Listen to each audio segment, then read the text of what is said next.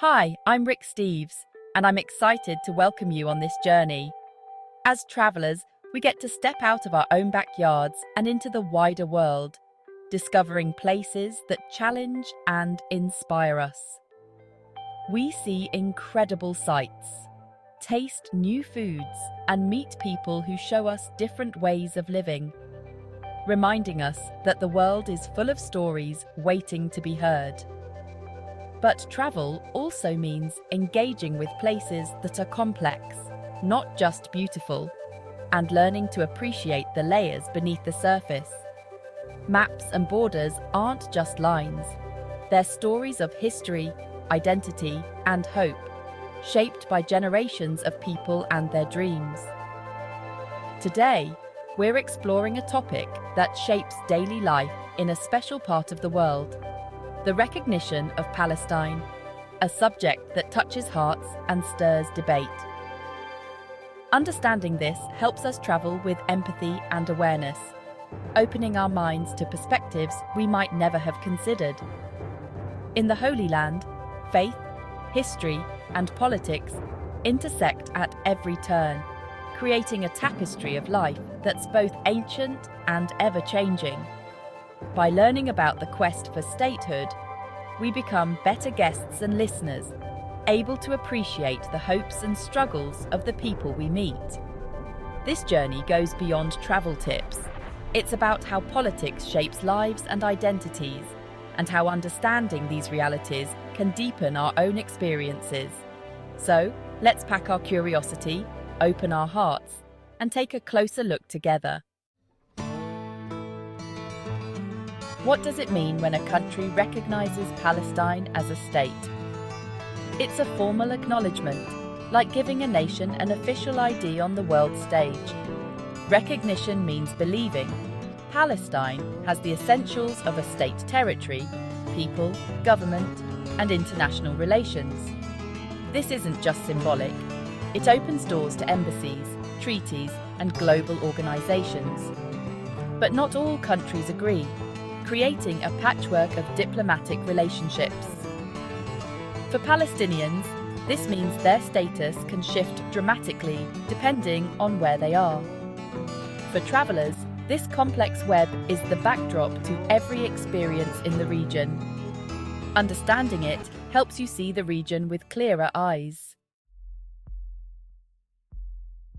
Your passport is your ticket to the world, a small booklet that opens doors to new cultures, landscapes, and experiences. But in Palestine, your passport tells a unique and sometimes complicated story, reflecting the region's complex history and politics. Unlike most destinations, Palestine doesn't control its own borders or issue tourist visas, making entry a different experience. To visit cities like Bethlehem or Ramallah, you must enter through Israel or Jordan, passing through checkpoints under Israeli authority. At Ben Gurion Airport, you'll receive a blue entry card instead of a stamp. Keep it with you at all times, as it's your proof of entry. If Palestine gains broader international recognition, future travelers might one day fly directly into a Palestinian airport, changing the journey entirely. For now, the border reality shapes your entire trip. Expect extra travel time, multiple checkpoints, and questions from officials as part of the journey. The country that controls the borders ultimately decides who comes and goes, influencing every traveler's experience. This is a practical lesson in sovereignty, visible in every fence, wall, and border crossing you encounter. The political situation isn't just something you see on the news. It's a reality you experience firsthand, shaping your perspective. It makes you a more conscious, observant traveler, aware of the deeper stories behind every journey you take. Crossing from Israel into the Palestinian territories is a powerful travel moment. These aren't traditional borders, but checkpoints that separate areas of control. As a tourist, you often pass quickly, while Palestinians may face long waits and permits. The landscape, walls, fences, watchtowers, tells a story of division. A short drive can take an hour due to barriers. This is the reality of travel here. Patience and observation are essential. Greater recognition of Palestine could one day mean fewer walls and more open roads. A two-state solution could transform these checkpoints into formal borders. For now, crossing these lines teaches you more than any guidebook. It's a lesson in the human impact of politics. In cities like Nablus or Hebron, you walk through layers of history. Roman ruins, Crusader churches, Ottoman markets. The past is alive, blending with the present.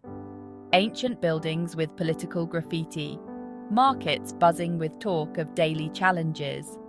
In Bethlehem, the Church of the Nativity stands near the separation wall, covered in art and protest.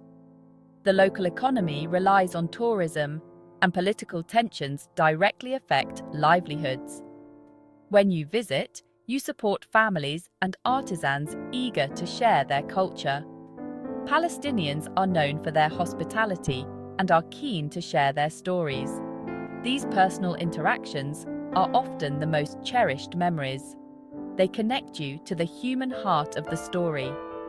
Here, the political becomes deeply personal. Travel is about people, not just places. In the Palestinian territories, conversations are easy and rewarding. Over coffee or nafe, locals share their perspectives and stories of resilience. You'll meet entrepreneurs, artists, and farmers building a future despite obstacles. Their stories are about hope, not just struggle. You'll also hear about challenges, importing goods, travel restrictions, memories of freer times. These stories add human texture to political headlines. Listening allows you to see the world through someone else's eyes. You learn that people everywhere share the same hopes: family, education, peace. This is the true education of travel. The Holy Land is sacred to Judaism, Christianity, and Islam. Jerusalem's holy sites are close together, but politics shapes how they're accessed and managed. Visiting Bethlehem or the baptismal site means navigating checkpoints and military zones.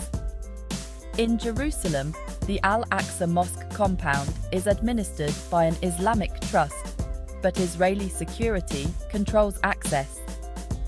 Rules can change quickly, so travelers must be respectful and adaptable. The hope is that recognition and peace could guarantee freedom of access for all faiths. For now, visiting these sites is a lesson in coexistence and conflict. These are living centers of faith at the heart of a modern struggle. Recognition of Palestine is about more than politics, it's about dignity. For many Palestinians, it's an affirmation of identity and the right to self-determination. Recognition brings hope for a future with peace, security, and opportunity. It's the dream of a Palestinian passport, free movement, and self-governance.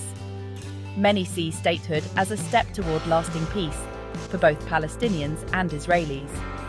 Recognition signals support for a two-state solution and renewed negotiations.